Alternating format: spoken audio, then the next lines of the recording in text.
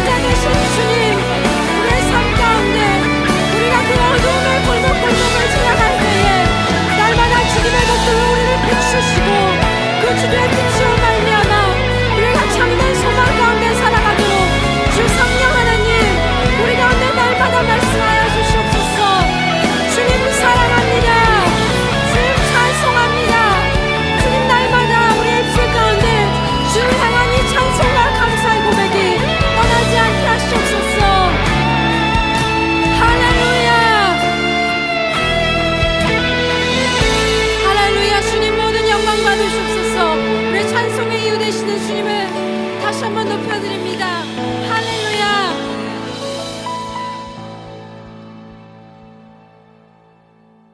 요한복음 4장 10절부터 14절. 예수께서 대답하여 이르시되 내가 만일 하나님의 선물과 또 내게 물 좀 달라 하는 이가 누구인 줄 알았더라면 네가 그에게 구하였을 것이요 그가 생수를 내게 주었으리라. 여자가 이르되 주여 물기를 그릇도 없고 이 우물은 깊은데 어디서 당신이 그 생수를 얻겠사옵나이까. 우리 조상 야곱이 이 우물을 우리에게 주셨고 또 여기서 자기와 자기 아들들과 짐승이 다 마셨는데 당신이 야곱보다 더 크니이까. 예수께서 대답하여 이르시되 이 물을 마시는 자마다 다시 목마르려니와 내가 주는 물을 마시는 자는 영원히 목마르지 아니하리니 내가 주는 물은 그 속에서 영생하도록 솟아나는 샘물이 되리라. 17절 18절. 여자가 대답하여 이르되 나는 남편이 없나이다. 예수께서 이르시되 내가 남편이 없다 하는 말이 옳도다. 너에게 남편 5이 있었고 지금 있는 자도 네 남편이 아니니 내 말이 참되도다. 아멘. 이 사마리아 여자에 대한 이야기예요. 우리가 잘 아는 말씀인데 야곱의 우물을 뚫어 오는 그런 여인이었어요. 근데 이 여자가 뭐 계속 왔겠죠. 물 뚫어. 그러니까 자꾸 물 뚫어 오는 것을 하지 않도록 내게 생수의 물을 좀 주십시오. 그렇게 이야기를 했습니다. 그러니까 야곱의 우물이 아랫물이라면 주님께서 주시는 물을 생수, 위에 있는 물이라고 할 수 있겠습니다. 그래서 아래에 있는 물을 가지고 자꾸 뚫어오던 이 여자가 위의 물을 마시게 되면 영생한다는 말을 듣고 그 물을 먹고 싶다. 그 물 좀 나에게 주십시오. 그랬더니 예수님이 남편을 데려와라. 남편이 없습니다. 메시아가 오면 예배하는 것을 내게 좀 잘 알려줄 것입니다. 너하고 얘기하는 그 사람이 바로 메시아다. 그래서 이 메시아 사상을 가지고 있었던 여인에게 아랫물을 계속 뜨고 있었던 이 여인에게 위물이라고 하는 예수님 실체 자기 자신을 이 여자에게 보여준 그런 사건이에요. 이런 사건을 통해서 우리가 오늘 말씀을 같이 나눠보도록 하겠습니다. 위물과 아랫물이 합쳐지면 위물은 예수님이고 생수니까 아랫물이 야곱의 우물이란 말이에요. 이 두 개가 합쳐지게 되면 무슨 사건이 일어나요. 어떤 사건이 일어나냐면 심판이 일어납니다. 심판이 일어나는 그 날을 구원의 날이라고 그래요. 성경에서는. 그러니까 심판이 일어나는 날, 그날을 구원의 날이라고. 그래서 크고 두려운 날이 임하면서 또 이 날은 우리에게 구원을 주는 아주 행복하고 기쁜 날이 된다.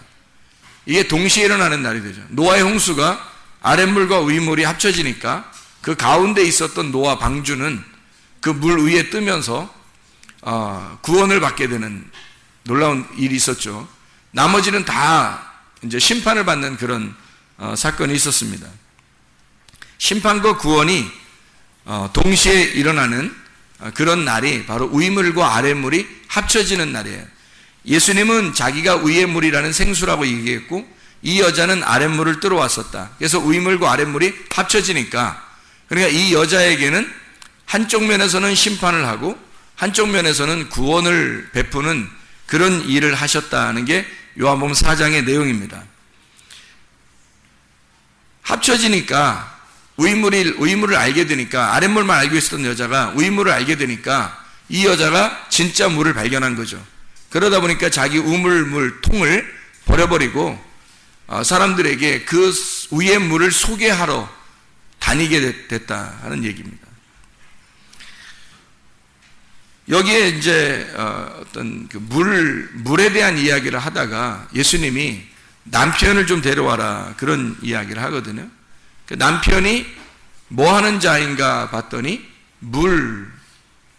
물이라고 하는 아래 물의 대표를 남편이라고 여기서 말씀하는 거예요. 그러니까 남편을 좀 데려와라 이렇게 말했을 때는 예수님이 자기가 진짜 남편이다라고 하는 걸 소개하고 싶어서 그런 거겠죠. 위물과 아랫물이 합쳐지는 날, 뭐라고 표현할 수 있는가? 우리에게는 사마리 여자라는 그 밭에 뭐가 뿌려지는 날이래요. 씨가 뿌려지는 날. 그날이 위물과 아랫물이 합쳐지는 날이에요. 밭이라고 하는 우리 땅이라는 나에게 하늘이라고 하는 그 씨가 위에서 떨어지면 밭과 씨가 하나가 되는 요 만나는 지점이 있잖아요. 요 만나는 지점. 그러면 이 땅이 씨를 통해서 파괴가 되고 들어가죠. 그런데 거기에서 열매가 맺는다는 거죠. 그러니까 땅은 파괴가 되고 들어가는데 그것이 다시 그 파괴된 곳에서 열매가 맺는다는 거예요. 그러니까 심판과 구원이 동시에 일어나는, 씨가 뿌려지면 동시에 그런 일들이 벌어지는 것처럼 아랫물에 위물이 떨어지면 똑같은 일이 벌어진다는 얘기입니다. 이 사마리 여자에게는 사실 생수의 물이 되신 예수님 오신 것은 씨를 뿌리러 온 거죠. 예수님 자체가 씨를 뿌리러 온 거예요. 아랫물인 이 여자에게 씨를 뿌리러 온 것이다. 합쳐지니까 심판을 받고 합쳐지니까 영생함을 얻더라. 영생함을 얻는 것, 영생함을 얻으니까 영생이라는 것이 여기 있다. 그러면서 예배를 설명해 줘요. 여기서 예배 드리는 것도 아니고 저기서 예배 드리는 것도 아니고 하나님께 예배 드리는 자는 영과 진리로 예배 드린다 하면서 예배에 대한 이야기를, 영적인 예배에 대한 이야기를 해주고 있습니다. 우리가 아까 성경 공부하면서 천국이라고 하는 게 뭐라고 표현했어요? 천국을 뭐라고 설명을 했어요? 사랑이라고 표현했죠. 천국은 사랑이다. 그럼 사랑인데 어떤 사랑이에요? 뭐가 사랑이라고 그래요? 밭에 씨를 뿌리는 걸 사랑이라고 그래요. 아랫물에 위물이 오는 걸 사랑이라 그런다고. 아랫물만 그대로 있을 때는 여자가 계속 물 들어오면서 사실 괴롭다는 거죠. 괴로우니까 위물을 기다린 거예요. 그죠? 생수의 물을 준다 그러니까 얼마나 기대하고 좋아했겠어요. 아랫물만 있을 때는 그에게 행복이 없었다고요. 그런데 위물을 준다고 그러니까 그 여자의 눈이 떠진 거예요. 그만큼 위의 물이 행복을 전해주는 하나님의 사랑이었죠. 밭이 그냥 있을 때는 사랑을 못 느끼고 있다가 씨를 전달해 줄 때 그때 그 밭에 씨가 떨어지는 순간 밭은 사랑을 느끼는 거죠. 그렇죠? 그래서 밭에 씨가 떨어질 때 그걸 사랑이라고 여긴다. 반대로 지옥은 어떤 곳이에요? 천국은 사랑이 있는 곳이라면 지옥은 어떤 곳이에요? 미움이 있는 곳이에요. 그러니까 미워하면 지옥을 사는 거예요. 사람이 그 미워해도 거기에 매여 있거든요. 사랑을 해도 거기에 매여 있어요. 근데 사랑을 하면서 매여 있으면 행복하고요. 미워하면서 매여 있으면 불행합니다. 그러니까 행복이 천국이고 불행한 것이 지옥이에요. 그렇죠? 그래서 지옥이라고 하는 건 밭에 하나님의 아들의 씨가 뿌려지는 게 아니라 짐승의 씨가 뿌려진, 땅의 씨가 뿌려진 거예요. 땅의 말씀, 거짓 말씀이 뿌려진 사람들, 이런 것을 지옥이라 그렇게 말하는 겁니다. 그러면 우리가 갈라디아서 4장에 보면 어떤 언약의 두 언약에 대한 이야기가 나와요. 갈라디아 4장에 두 언약, 어떤 언약이 나와요? 사라와 하갈을 통해서 사라에게는 예루살렘의 언약, 하갈을 통해서는 시내산의 언약. 그래서 하갈을 통해서는 이스마엘이 나오고 사라를 통해서는 이삭이 나온다. 그래서 이삭이 나오는 사라를 통해서는 위에 있는 말씀을 얘기하는 거고, 그리고 하갈을 통해서 이스마엘이 나오는 것은 아래에 있는 말씀을 갖다가 이야기하는 거다. 그 두 언약을 아랫 말씀과 위의 말씀, 아랫 물과 위의 물을 갖다가 설명하는 게 갈라디아서 4장의 말씀이에요. 그러면은 갈라디아 4장의 두 언약이니까 잘 생각해 봐요. 땅에 있는 말씀과 하늘에 있는 말씀을 두 언약이라 그러는데, 땅에 속한 사람, 하늘에 속한 사람, 땅에 속한 사람의 열매가 이스마엘, 하늘에 속한 사람의 열매가 이삭, 이렇게 나누어진단 말이에요. 갈라디아 4장에 그걸 두 언약이라 그러죠. 두 여인을 통해서 두 언약이 나온단 말이에요. 이건 마치 광야에 어떤 씨를 받느냐에 따라서 갈라지는 것과 같은, 그래서 광야를 거쳐서 가나안 땅으로 들어가는 사람이 있는가 하면 광야에서 멸망하거나 애굽으로 돌아가는 사람이 있다는 거죠. 그러니까 가나안 땅으로 올라가는 열매가 돼야 되죠. 그래서 광야에서 광야라는 여자에서 열매를 어떤 씨를 받느냐에 따라서 가나안 땅으로도 갈 수 있고 광야에서 멸망받을 수도 있다는 얘기예요. 광야에서 멸망받는 사람들은 하갈의 씨를 받은 거고요. 가나안 땅으로 올라가는 사람들은 사라의 씨를 받은 사람들이에요. 그래서 이삭이라는 하나님의 아들들이 아브라함의 아들이 되는 거고, 이쪽에 하갈의 종의 아들들이 되는 것은 율법에 의해서 광야에서 멸망당하는 자들을 얘기하는 거예요. 이게 두 언약이라고 그렇게 말하는데요, 예루살렘의 언약과 시내산의 언약, 이렇게 이야기하는 것입니다. 그럼 예루살렘의 언약과 시내산의 언약을 뭘로 비교할 수 있어요? 성경에 갈라디아서 4장에 예루살렘의 언약과 시내산의 언약이 있어. 두 언약이 있다 그래요. 두 어머니로부터 언약이 이렇게 두 개가 있다 그랬는데, 그게 어떤 걸로 열매가 나타나냐면 갈라디아서 5장에 열매가 나타나죠. 갈라디아서 5장에 어떤 열매로 나타나요? 육체의 열매와 성령의 열매로 나타나죠. 육체의 열매는 어떤 것이다 라고 나와 있고, 성령의 열매는 어떤 것이다 라고 나와 있어요. 그래서 갈라디아서 5장에 그 열매들을 보면 갈라디아서 5장 19절부터 21절까지가 육체의 열매, 22절, 23절이 성령의 열매, 이렇게 나오죠. 그러면 갈라디아서 4장에 나오는 두 언약을 통해서 열매가 나타나는데, 하나는 육체의 열매, 하나는 성령의 열매. 그러면 성령으로 난 자가 이삭, 육체로 난 자가 이스마엘이 되는 거죠. 그렇죠? 이스마엘이 둘 다 아브라함의 자손이에요. 둘 다 말씀을 가진 자들이란 말이에요. 둘 다 교회를 다니는 사람이고 예수를 믿는다고 하는 사람들 중에 하갈의 자손으로 이스마엘이 태어나는 자가 있고 사라의 아들로 이삭이 되는 자가 있단 말이에요. 두 언약이니까. 그러니까 말씀을 받은 자 중에 이삭이 되는 자가 있고 이스마엘이 되는 자가 있다는 거예요. 이스마엘이 되는 사람은 육체의 열매를 갖게 될 것이고, 이삭이 되는 사람은 성령의 열매를 갖게 될 것이다. 갈라디아서 5장 19절부터 21절에 육체의 일은 분명하니 곧 음행과 더러운 것과 호색과 우상 숭배와 주술과 원수 맺는 것과 분쟁과 시기와 분냄과 당 짓는 것과 분열함과 이단과 투기와 술 취함과 방탕함과 또 그와 같은 것들이라. 전에 너에게 경계한 것 같이 경계하노니 이런 일을 하는 자들은 하나님의 나라를 유업으로 받지 못할 것이요, 이렇게 되어 있거든요. 이게 특징이 뭐예요? 분리한다는 겁니다. 나누어진다는 거예요. 하나님으로부터 나누어졌어요. 그러니까 하나님의 나라를 유업으로 받지 못한다는 얘기가 무슨 말이냐면, 하나님의 나라라는 관역에서 떨어져 나간 자들이다, 이런 말이에요. 하나님의 나라라는 관역에서 떨어져 나가면 육체의 열매, 하나님의 관역으로 들어오면 성령의 열매가 되는 겁니다.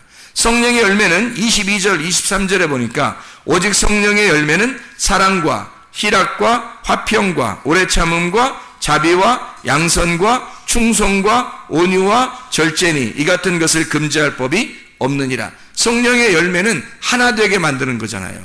사랑하죠, 화평하죠, 서로 연결하죠, 그리고 오래 참죠, 그리고 절제하죠. 이게 다 뭐 때문에 그래요? 하나 되려고 그렇기 때문에 그런 거예요.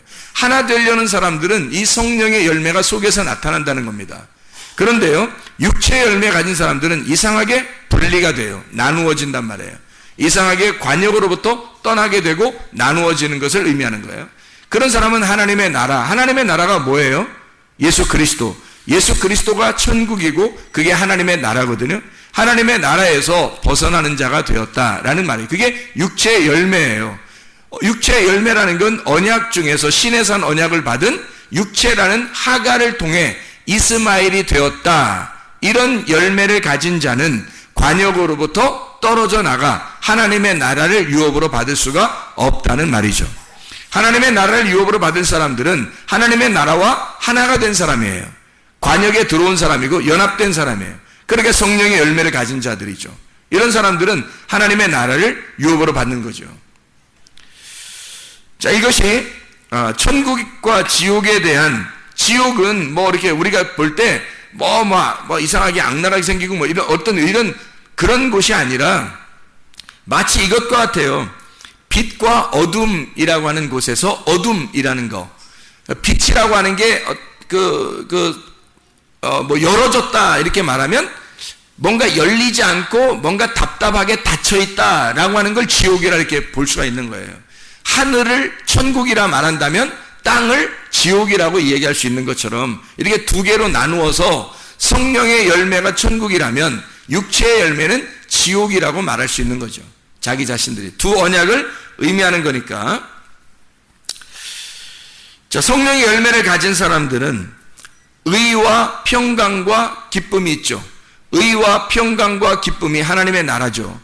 그러면 반대로 지옥에 있는 사람들은 신의 산 언약을 받아 하갈의 자손들은 어떻게 되냐면 육체의 열매를 가지니까, 이 사람들은 육체의 열매를 가지니까 하나님의 나라를 유업으로 받을 수가 없죠. 하나님의 나라에서 벗어난단 말이에요. 그러니까 벗어나게 되니까 자꾸 어때요?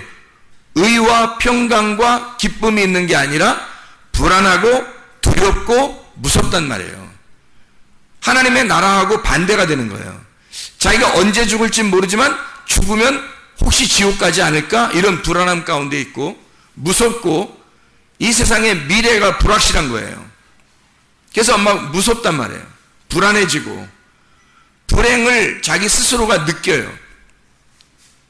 이거는 천국이 아니라 지옥이죠. 디모데후서 1장 7절 말씀, 디모데후서 1장 7절 말씀 알죠? 하나님이 주시는 영은 두려워하는 영이 아니요. 하나님이 안 줬기 때문에, 하나님의 영이 아니기 때문에 그 사람이 두려워하고 있다는 거죠. 두렵고 무섭다는 얘기예요. 하나님이 주시는 영은 두려워하는 영이 아니요, 오직 성령 안에서 능력과 사랑과 절제하는 영이다. 이게 하나님이 주시는 영이 된다, 이 말입니다.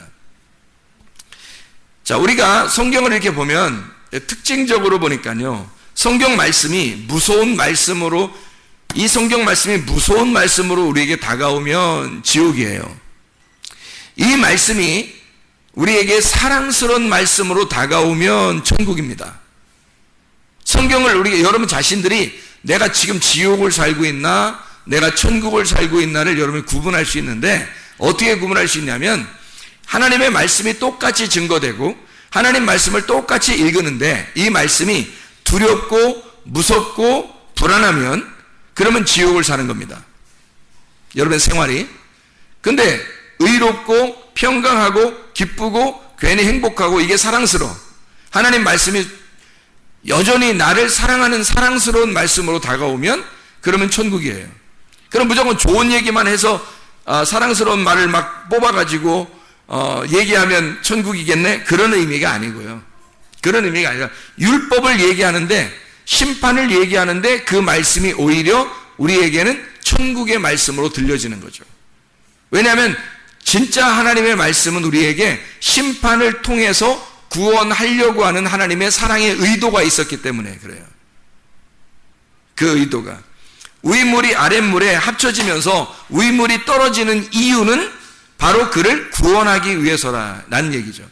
근데 사실은 위물이 아랫물에 떨어지면 심판이 오거든요. 그러니까 심판이 오는 게, 그게 우리에게 구원이라는 말씀으로 다가오면 천국이라는 얘기입니다. 근데 만약에 이것이 두려움으로 다가오면 지옥인 거죠. 요한계시록을 보면 여러분, 요한계시록에 막 이렇게 무서운 장면들이 나와요. 어디 나오죠? 6장부터 18장까지 말씀 보면요, 6장부터 18장까지 말씀 보면 일곱 인, 일곱 나팔, 일곱 대접, 그 부분 보면은 상당히 부담스러워, 안 부담스러워요? 부담스럽죠? 부담스러워요. 이렇게 막 멸망하고 막 두들겨 부시고 막 그렇게 하는 것 같아요. 이런 모습들이 보이죠.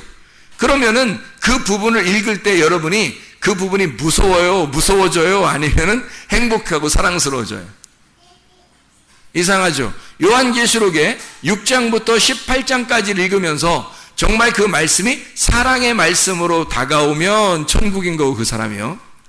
그게 무서운 말씀으로 오면 지옥입니다. 이건 뭐 제가 말하는 게 아니라 어쩔 수 없어요. 성경이 그렇게 되어 있으니까 그런 거예요. 제가 무슨 얘기를 하는지 여러분이 들어보면 이해를 합니다. 있는 일곱 인, 일곱 나팔, 일곱 대접은 뭐 때문에 쓴 것인지를 여러분이 알아야죠. 뭐 때문에 썼는지를. 자, 창세기 우리가 2장에 보면 에덴 동산이 나와요. 강이 몇 개 나와요? 4개가 나옵니다. 비손강, 기혼강, 힛데겔, 유브라데, 이렇게 4개의 강이 나오거든요. 근데 이 4개의 강에서 유브라데 강이 좋은 밭이다, 이렇게 이야기를 했어요. 그걸 설명하기 위해서 강이 4개가 나오는 거고, 강 4개 나오는 것이 요한계시록의 21장, 22장에 보면 그게 생명수의 강으로 강이 나와요. 생명수의 강. 그러면 여기서 몇 가지의 강이 필요 없는 거예요. 천국은 생명수의 강만 있으면 되는 거거든요. 생명수의 강, 이게 있으면 거기가 12가지 과실을 맺는 생명수의 강만 있는 거예요. 그러니까 에덴 동산에 있었던 강이 요한계시록의 새 예루살렘에는 생명수의 강으로 바뀌어서 나온다는 거죠. 그러면 틀림없이 하나님은 에덴 동산에 있는 강을 생명수의 강으로 바꿔놓는 거죠. 이게 성경이란 말이에요. 그러니까 여러분 보세요. 요한계시록 6장부터 18장까지 일곱 인, 일곱 나팔, 일곱 대접이라는 말씀들은 무엇 때문에 있는지를 알아야 되겠죠. 왜 그 요한계시록의 그 어마어마한 마지막 성경의 부분에 왜 이런 어마어마한 무서운 이야기들이 써 있는가? 우리를 겁주려고 그러는 건가? 그런 말씀들인가 과연? 아니라는 거죠. 이 말씀은 뭔가 의미가 있어서 쓴 거라는 얘기입니다. 자, 보세요. 창세기 1장에 보면 천지 창조를 며칠 동안 해요? 6일 동안 하죠. 천지 창조를 6일 동안 해요. 6일 동안 하고 7일째 되는 때 뭐 해요? 안식을 하고 하나님께서 쉬시고 안식하셨다. 근데 사실 안식일 날 돼서 요한복음에 보면 안식일 날 예수님이 자꾸 안식일 날 그 선한 일을 하죠. 그리고 예수님이 십자가 못 박혀 돌아가시면서 자기 자신이 모든 일을 끝내고 쉰다라는 말을 해요. 자기가 일을 다 끝내는 걸 쉰다, 그렇게 말해요. 그러면 일을 하고 안식일 날 자기가 일하면서는 우리 보고 어떻게 쉬라고 그러는데 그걸 안식일이라고 그랬죠. 그리고 마지막에 자기가 그 안식일 모든 것을 다 몸을 바쳐서 생명을 주고 죽는 것을 안식일의 완성이라고 그래요. 그래서 안식일의 완성의 그 안식일 날 무덤에 들어가 있는 거예요. 무덤에, 안식일 날 무덤에 들어가 있는 거예요. 그리고 안식 후 첫날 살아나는 거죠. 무덤에서 부활하는 거란 말이에요. 그럼 안식일 날 틀림없이 어디 있었단 얘기예요? 무덤에 있었단 얘기예요. 그죠? 무덤에 있었단 얘기는 일을 끝내고 쉰다는 얘기인데, 일을 끝내고 쉰다는 걸 뭘로 표현했다고요? 죽음으로 표현했단 말이에요. 예수 그리스도가 자기의 죽음을 일을 쉬는 것으로 표현했다는 얘기죠. 그리고 자기가 부활하는 거죠. 그 다음날 부활. 누구를 위해서 부활하는 거예요? 우리를 위해서 부활하는 거예요. 죄 때문에 죽으시고 우리의 의로우심을 위하여 부활하셨느니라. 이해가 되시죠? 그래서 우리의 의로우심 때문에 주님이 부활하시는 거예요. 우리를 의롭게 만들려고 8일날 부활하는 거예요. 그러니까 예수님 혼자 부활하시려고 8일날 부활하는 게 아니라 교회라는 교회 숫자 8, 새로운 부활의 숫자인 8을 부활시켜서 새로운 시작을 만들려고 8일날 부활하시는 거라고요. 자, 6일날 창조하신 것이, 그러면 6일날 창조한 것이 영원해요? 아니면 이것이 무너져야 될 거예요? 무너져야 될 거라고요. 그러면 6일날 창조한 것은 이 세상을 창조한 거예요? 나를 창조한 거예요? 나를 창조한 거라는 거예요. 이 세상도 물론 창조했죠. 이 세상도 창조했는데, 그런데 나를, 이 세상을 창조한 것은 나를 창조한 것을 알려주려고 그림자로 보여주는 거잖아요. 실체가 나라고요. 이 세상은 실체가 나라고요. 내가 실체고 저거는 모형이라는 거예요. 내가 실체고. 그러니까 나를 위해서 세상을 만든 거죠. 6일날 동안. 그러니까 6이라고 하는 건 누구를 얘기하는 거예요? 나를 얘기하는 거예요. 6은 나를 얘기하는 거고 7은 예수님을 얘기하는 거란 말이에요. 8은 교회를 얘기하는 거고요. 그러니까 나는 죽고 예수 그리스도가 살아서 나의 신랑이 되시면 내가 신부인 교회 8이 된다는 얘기예요. 그래서 우리 천지창조의 6일을 어느 날 무너뜨려야 되겠다라고 성경에서 무너뜨려야 되겠다라고 성경에 쓴 게 뭐겠어요? 요한계시록 6장부터 18장까지라고요. 그러면 그 일이 좋은 일이에요? 나쁜 일이에요? 좋은 일이라는 거죠. 이렇게 성경을 깨닫고 좋은 일로 하나님의 사랑으로 받아들이면 그 씨가 심어진 말씀이 되는 거고, 그것이 무서운 말씀으로 다가오면 나를 파괴하는 말씀으로 다가오는 거란 말이에요. 그러니까 나를 파괴하는 것이 곧 나를 구원하는 건데, 나를 파괴하는 입장에서 보면 나를 죽이는 입장이니까 내가 지옥의 입장이 되는 거고, 나를 구원하는 입장으로 성경을 보게 되니까 나를 파괴시키는 것이 곧 나를 구원하는 거구나라는 것을 보게 되면 하나님의 사랑으로 느껴지는 거죠. 이게 하나님이 나에게 씨를 심기 위해서, 새로운 건축을 위해서 하나님께서 나를 부셔버리고 무너뜨리기 위한 하나님의 말씀이구나라는 것을 깨닫게 되는 거죠. 어렵지 않죠.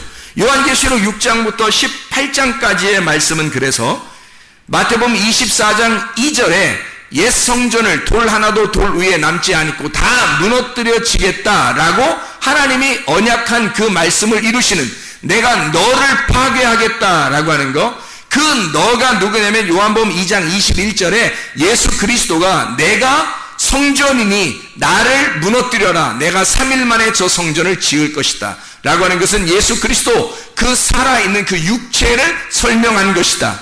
3일 만에 그가 부활할 것이다 라고 하는 것을 자기가 자기를 설명하는 것이다 라고 이야기하는 거죠. 누구 때문에 예수님이 오셨다고요? 나 때문에. 그러니까 누가 무너져야 된다는 걸 얘기하고 싶어서 주님이 죽으시는 거예요? 내가 죽어야 되는 걸 알려주기 위해서 주님이 죽으시는 거잖아요. 그러니까 그 성전, 옛 성전은 누구를 말하는 거라고? 예수님. 그 옛 성전은 예수님인데 다 무너져야 할 예수님. 그럼 그건 누가 무너져야 할 거란 얘기? 내가 무너져야 할 거. 그 내가 무너져야 할 건 옛 성전이니까 이게 옛 세상이란 말이에요. 옛 세상인 내가 무너지는 거니까 하나님이 창조한 이 세상, 옛날에 창조했던 창세기 1장의 창조는 무너지고 새로운 창조가 다시 건설될 것이다 라고 하는 게 요한계시록의 7인 7나팔 7대접으로 무너뜨리고 신랑 되신 어린 양 예수를 만나 새로운 천국, 새로운 새 예루살렘을 건설하는 이야기를 요한계시록에 쓴 거란 말이에요. 그러니 이 온통 이 말씀들은 다 누구에 대한 말씀이에요? 예수 그리스도, 나에 대한 말씀이라고요. 예수 그리스도가 나를 통해서 왔잖아. 나에게 왔잖아. 나를 위해서 왔잖아요. 나라는 세상에 왔다고요. 그래서 온통 나라는 세상을 바꾸어 놓는 말씀이 성경이라고요. 이렇게 성경을 보게 되면 이 성경은 굉장히 사랑이 넘치는 성경이 되는 거죠. 이렇게 사랑이 넘치는 성경으로 깨달아진 사람은 천국을 사는 것이고요.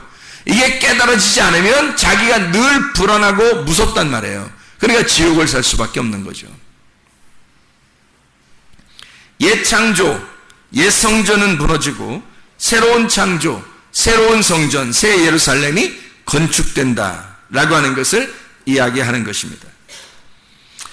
요한복음 4장에 5 남편을 두고 마지막 집에 있는 그 6번째 남편을 가지고 있는 이 여자,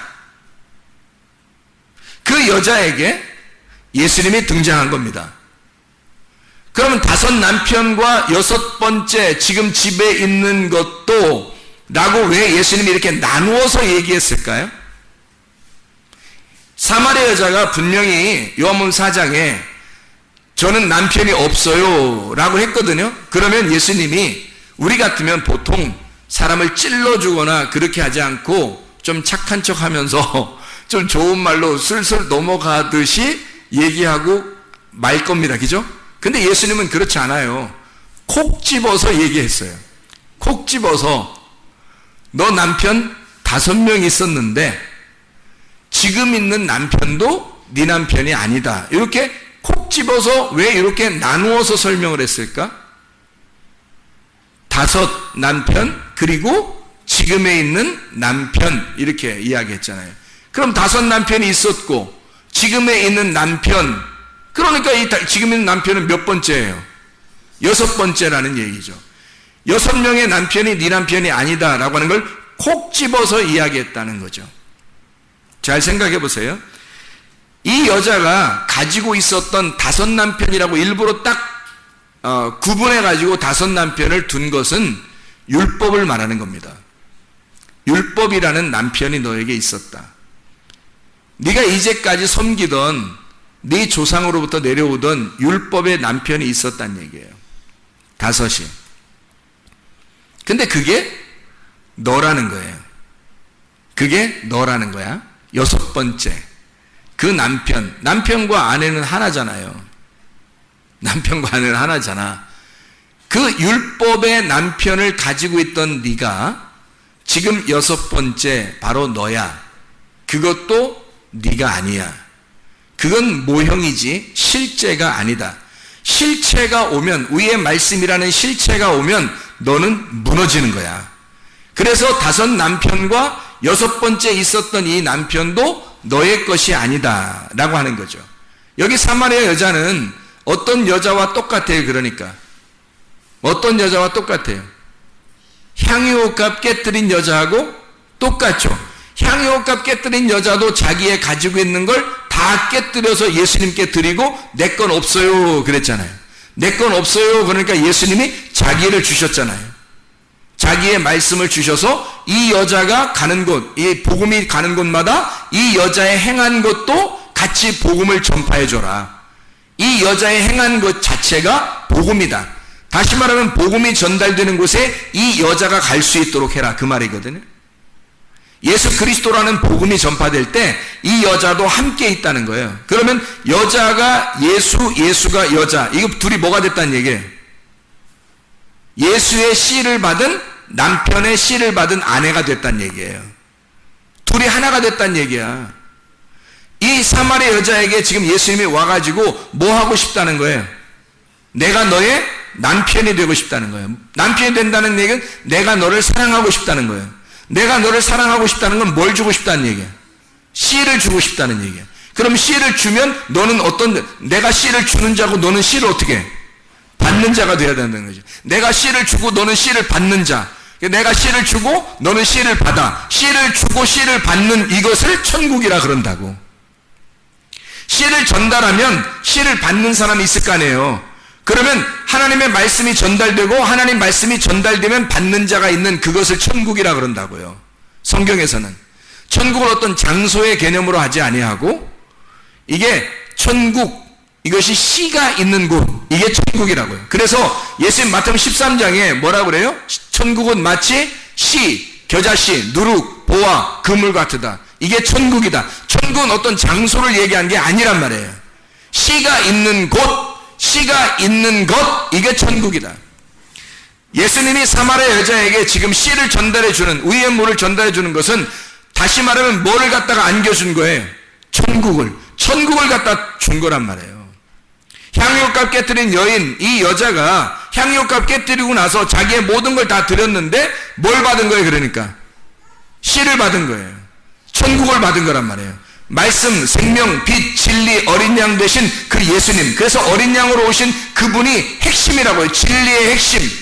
그러니까 예수님이 향유값 깨뜨린 여인 그 앞에서 뭐라 그래요? 이 여자가 나의 장례, 나의 죽음을 준비했다.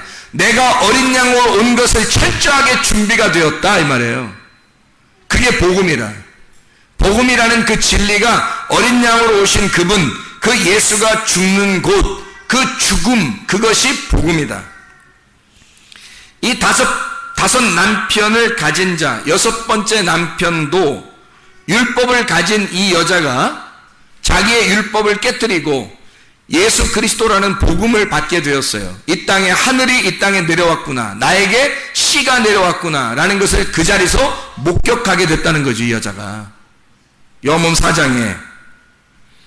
이랬을 때 이 여자가 어떻게 해서 이 여자가 씨를 받게 되었는가 라고 하는 얘기입니다. 어떻게 이 여자에게 위에 있는 생수가 오게 되었는가? 어떻게 예수님은 이 여자에게 일부러 찾아가서 만나 주었는가 하는 얘기예요. 어떻게? 어떤 요인이니까 그런 거예요? 그만한 자격이 있어서 그런 거예요? 그만한 자격이 있으니까 예수님이 가가지고 만나주고 생수를 주고 씨를 전해준 거예요? 그냥 여자는 가만히 있었어요. 여자는 예수님에게 사랑받고 싶은 마음도 없었고요. 다 그 남자하고 다 그랬던 건데, 이 사마리아 여자 입장에서는, 근데, 어떤 여자인데 이 예수님이 막 사랑하고 싶어 하고, 씨를 주고 싶어 하고, 그렇게 와가지고 만나느냐 이거예요. 이 여자. 이 여자는 틀림없이 이런 여자였어요. 이 여자는 5 남편을 가진 여자, 그리고 또 하나의 남편이 있는 여자로 봐서 이 여자는 율법적인 사람입니다. 율법적인 사람. 율법적인 사람이기 때문에 주님이 찾아오신 거예요. 여러분. 근데 그 율법으로 있는 그 남편들이 자기의 남편이 아니라는 것을 알았어요. 여자가. 율법 안에 살고 있는데 그 율법 안에서 이게 진짜 내 남편이 아니라는 걸 알았어요. 진짜 남편은 어딘가에 있다. 하늘에 있다. 땅에 있는 게 아니라, 땅에선 율법을 지키죠. 근데 하늘에 내 남편이 있다. 율법을 넘어선 나의 남편이 하늘에 계시다. 그분을, 그래서 나의 남편이 이 땅에 없는 거다. 율법적으로 충분히 살아가고 있는 여자인데 남편이 아닌 거예요, 이게. 그걸 알았던 거예요. 자, 어떤 얘기인가, 이게? 어떤 얘기를 하는 거예요? 이 여자는 규칙적인 사람이었다는 거죠. 야곱의 우물에 규칙적으로 물을 들어오는 여자예요. 그리고 남편이 5이 있었고, 그리고 한 명의 남편이 있는 거로 봐서 이 여자는 율법적인, 철저하게 율법적인 여자였다는 거죠. 그런 사람에게 주님이 찾아오신다는 겁니다. 여러분 어때요? 자, 예수님을 만났어요. 이 여자가 만나고서 물을 다 떴어요. 이제 생수가 뭔지 알았어. 하늘의 물이 어떤 건지 알았어. 하늘에서 오신 예수님, 그 생수가 어떤 건지 알았어요. 이 여자가 알고 거기서 예수님을 만나고 나니까 너무 좋아서 물동이를 다 버려두고 사마리아 사람들한테 가가지고 막 다 여기 내가 만난 메시아를 봐라, 그리스도가 아니냐, 내가 만난 거 봐라, 막서 이분이 진짜 하늘의 아들이다 막 얘기하면서 내가 이토록 기다렸던 그 남편이 왔다 하면서 막 소개를 했거든요. 좋아서. 남편이 너무 훌륭하니까 하늘에서 온 왕자란 말이에요. 백마탄 왕자가 내려왔으니까 막 자랑하고 싶어서 확 자랑을 해버렸거든요. 자랑하고서 물도 하나도 안 뜨고 집에 그냥 돌아갔다. 그 다음날도 물도 안 들어왔다. 그 다음날도 물도 안 들어왔다. 이래요? 그랬겠어요? 사마리아자가? 아니에요. 물동에 버려두고 막 전달하고 가서 다 얘기하고 난 다음에 다시 우물가에 와서 물동이 다시 들고 집에 간단 말이에요. 물동이 물 떠가지고 집에 간단 말이에요. 그 다음날 되면 또 역시 물을 또 먹어야 되니까 물을 갖다가 들어온다는 거죠. 그 다음날에도 또 물 들어와요. 규칙적인 여자니까. 규칙적인 여자니까. 근데 옛날에 야곱의 우물에 와서 물을 뜨던 거하고 이제는 달라졌죠. 나중에 들어올 때는 달라지겠죠. 어떻게 달라질까요? 마음이 달라지죠. 내가 여기서 내 새로운 남편을, 진짜 그리스도를 만난 장소다. 내가 진짜 말씀을 만난 그 장소, 거기에 내가 간다는 것은 흥분되는 일이죠. 기쁜 일입니다. 행복한 일인 거예요. 그러니까 행복한 마음을 가지고 물을 들어오는 거죠. 그 다음부터는. 그 전에는 어땠어요? 행복한 마음이 아니었다고요. 불행하고 힘들고 어렵고 괴로운 마음으로 온 거라고요. 자기를 진짜 죽는 마음으로 찾아온 거예요. 늘 이렇게 와서 꼭 죽을 것 같은 거예요. 이거 먹고 죽으리라. 구약에서도 엘리야가 찾아간 여자 하나 있었죠. 과부, 사르밧 과부. 아들하고 이거 먹고 죽으려고요. 그랬더니 엘리야가 뭐예요? 그거 나한테 줘봐 먼저. 그거 나한테 먼저 주면, 처음에 엘리야 가가지고 물 좀 주소 이렇게 했고요. 그래서 이제 그 다음에 떡 얘기를 하면서 떡 한 덩이 나 주면 안 잡아 먹지 이렇게 얘기했다가, 그래서 이제 이 여자가 나 이거 먹고 죽으려고 했었는데 그 나 먼저 줘. 그러면 떡이 계속 마르지 않고 영생할 거다. 이런 얘기를 해줘. 똑같이 사마리아 여자한테도 처음에 예수님 만나자마자 물 좀 주소 이렇게 하죠. 그 다음에 물 얘기는 안 하고 이제는 뭐 남편 데려와라 얘기하고 내가 물 줄게 그래요. 물 좀 주소 해놓고 자기가 물 준다 그래요. 그죠? 급한 거죠. 예수님도 자기가 막 얘기하고 싶은 걸 빨리 얘기하고 싶은 거야. 너무 급한 거야. 너무 사랑스러운 여자라 그냥 막. 근데 어떤 여자이기 때문에 사랑스럽다고요? 율법적인 여자니까 사랑스러운 거예요. 이게 이제 성경을 우리가 좀 깨달아야 된다는 겁니다. 성경을 좀 이해해야 된다는 거예요. 사람들이 교회 온다고 자기는 교회 오면 구원을 받을 거야. 나는 교회 오니까 천국 갈 거야 라고 생각하고, 그리고 예수 믿었잖아. 난 예수 믿는다고 했어. 고백했어. 그러니까 내가 예수 믿으니까 나 천국 가. 이렇게 얘기하는 사람이 굉장히 많다는 겁니다. 이거 착각입니다. 착각이에요. 우리는 어떻게 해야 구원을 받는가? 고넬료라고 하는 사도행전 10장의 고넬료도 그가 경건하여 하나님께 거룩하게 예배드리는 자로, 그가 날마다 몸에 구제하는 것이 몸에 밴 사람이면서 날마다 그가 그의 가족들과 함께 기도하기를 힘썼던 사람이었다라고 사도행전 10장은 우리에게 소개하고 있습니다. 그랬기 때문에 베드로에게 환상을 보여주면서까지도 내가 이를 거룩하게 만들었으니까, 내가 정결하게 만들었으니까 네가 가서 복음을 증거하여 그가 예수 믿게 해라 라고 베드로를 보내주잖아요. 어떤 사람에게? 고넬료 같은 사람에게. 사마리아 여자, 이 여자가 율법적으로, 그가 율법적인 하나님의 말씀을 지켜 살았던 사람이기 때문에 그 여자를 주님이 찾아오신 거예요. 이 율법적인 그 여인에게 진짜 율법이신 남편 예수, 복음 대신 그 율법이 복음이 돼서 나타나신 겁니다. 아래에 있는 말씀 율법만 알고 있었던 이 여자에게 위에 있는 율법, 위에 있는 복음을 갖다가 전달해 주기 위해서 오신 분, 그가 예수라고요. 그가 진짜 남편, 새로운 남편이 돼서 오셨다고요. 그러니까 이 여자는 그냥 얼렁뚱땅 살던 여자가 아니란 말입니다. 교회에 다니면서 여러분이 규칙적이지도 아니하고 예배 드리지도 아니하고 기도도 규칙적으로 하지도 아니하고 율법적으로도 하지 아니하고 이렇게 산다. 율법에 의해서 구원받는다는 의미가 아니에요. 제가 그런 의미가 아닙니다. 율법적으로 여러분이 이렇게 하니까 구원받는 아니에요.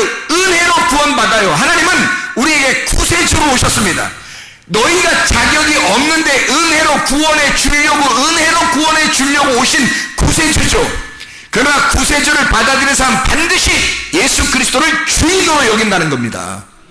그냥 우리가 아무렇게나 내가 주의 행세하지 않는다는 거예요. 예수 그분을 나의 남편이요 철저한 나의 주인으로 여긴다는 거죠. 구세주로 영접한 사람은 주인으로 섬긴단 말이에요. 그리스도를. 근데 그리스도인들이 대부분 그리스도인이라고 하면서 예수 믿는다고 하면서 자기는 철저하지 못해요. 말씀적으로도 철저하지 못하고 예배에도 철저하지 못하고 기도하는데도 철저하지 못해요. 그러면서도 나는 구원받았다고 얘기해서 방종하기 시작합니다. 대부분이 그냥 방종해요. 방탕하는 겁니다. 타락한 거예요. 예수가 십자가 못 박혀 죽으시는 그 모습이 나의 죽음이었다면 그냥 그 사람이 아무렇게나 살 수 있겠느냐 하는 얘기예요. 그럴 수 없습니다. 사마리아 여자는 철저한 율법주의였어요. 철저하게 율법에 의한 남편을 가지고 있었던 사람이었다는 거죠.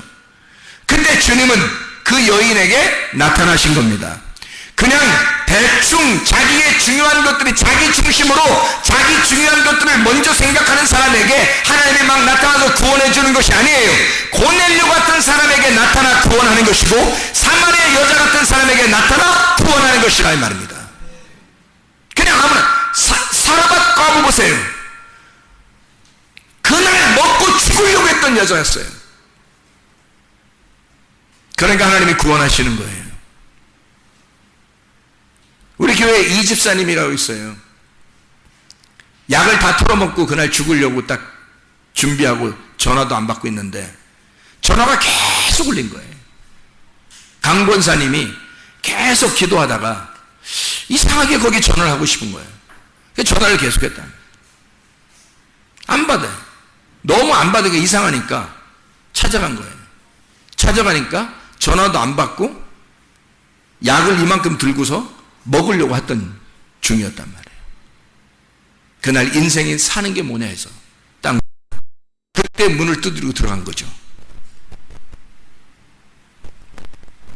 그리고 그날 우리 교회를 나오게 된 거예요. 우리 교회를 나오게 돼서 예수를 영접했네. 너무 예수님이 좋아서, 예수님이 너무 좋아서 철저하게 예수님을 지금 사랑합니다. 하나님 말씀을 얼마나 사랑하는지 몰라요. 얼마나 기도하는지 몰라요. 틈만 나면 기도하고 틈만 나면 교회 오고요. 얼마나 교회를 사랑하는지 몰라요. 주님을 사랑하는지 몰라요. 얼마나. 자기가 인생을 그렇게 끝장을 내버리고 싶을 만큼 자기에게 마지막이라고 생각했던 그 사람들에게 하나님은 관심을 갖는다고요. 사르밧 과부가 그랬죠. 우리 교회 이 집사님도 그랬죠. 하나님에 대한 걸 전혀, 이 여자가, 사마리아 여자가 율법적으로 굉장한 여자였어요. 근데 자기는 늘 불안하고 괴롭고 힘들었어요. 이 남편 때문에, 그 남편 때문에 너무 힘들어 죽을 지경이었던 거예요. 주님이 찾아오신 겁니다. 이 사람에게.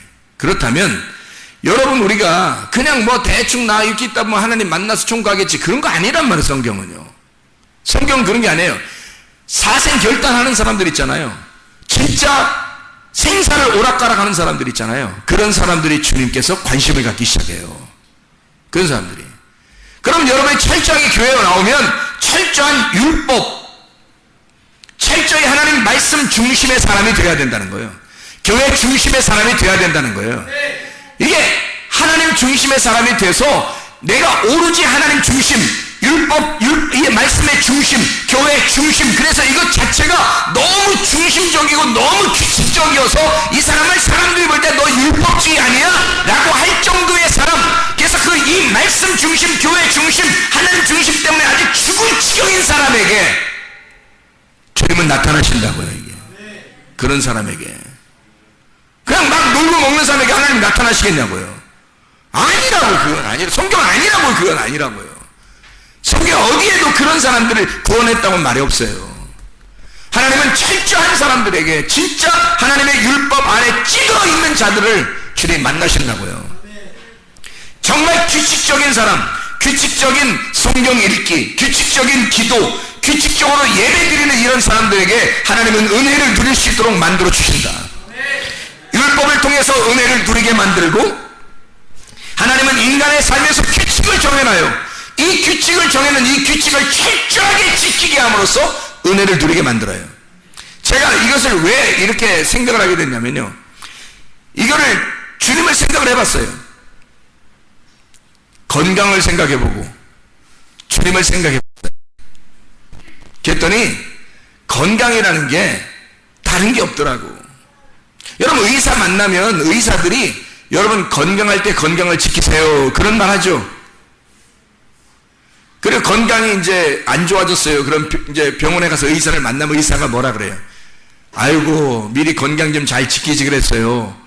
이제 앞으로 이렇게 하세요 라고 해요. 뭐라고 그래요? 약간의 치료를 해주고, 그리고서 어떻게 살으라고 그래요. 어떻게 살으라고 그래요? 규칙적으로 운동하고, 규칙적으로 식사하고, 식사도 조심해서 먹어야 될 것과 먹지 말아야 될 것을 잘 구분해서 드세요. 그리고 운동을 꼭 하세요. 그런 말 해야 안 해요? 하죠? 그게, 여러분 보세요. 운동하는 사람들 보면, 운동을, 자, 아침에 한 5시간 운동했어. 새벽부터 5시간 운동하고, 그 다음에 한 달 쉬었어. 응? 운동을. 그리고 그 다음에, 운동 좀 해야지. 그래 놓고, 하루에 한 10시간 운동했어요. 그 다음에 또 한 2달 쉬었어. 그 다음에 또 하루 운동 얼추 열심히 막 땀 패질패질 하면서 운동을 열심히 했어요. 그 식은땀에 그거. 힘들어서. 막 운동하고, 그 다음에 한 3달 쉬었어요. 그러면 건강해질 수 있을까요? 아니에요. 꾸준히 규칙적으로 하루하루 율법적으로 운동을 해줘야 건강한 것입니다. 하루에 1시간이면 1시간, 2시간이면 2시간 규칙적으로 그 시간에 맞추어 운동해야 되는 거예요. 밥 먹는 것도 시간을 하나님이 정하신 거예요. 성경에서도 아침 저녁으로 식사를 하도록 되어 있습니다. 성경에서도 아침 저녁으로 식사를 하게 되어 있어요. 딱 정해진 거예요. 하나님이 정하신. 그래서 어떤 사람이 오늘 밥 먹고 한 3일 쉬었다가 그 다음날 또 밥 먹고 한 5일 쉬었다가 이렇게 할 수 없는 거예요. 할 일이 너무 바빠가지고 하루 먹고 며칠 쉬고 안 먹고 있다가 다시 또 하루 먹고 이렇게 할 수 없는 거예요. 밥은 아침 저녁으로 규칙적으로 먹어줘야 된다는 겁니다. 왜 그렇게 해요, 여러분? 아니 뭐 건강 상관없으면 여러분이 아무렇게나 밥 먹지 뭘 그렇게 똑같이 이렇게 밥을 먹으려고 해요? 생각을 해보시라고요. 누가 만드신 거예요? 하나님이 만드신 거예요.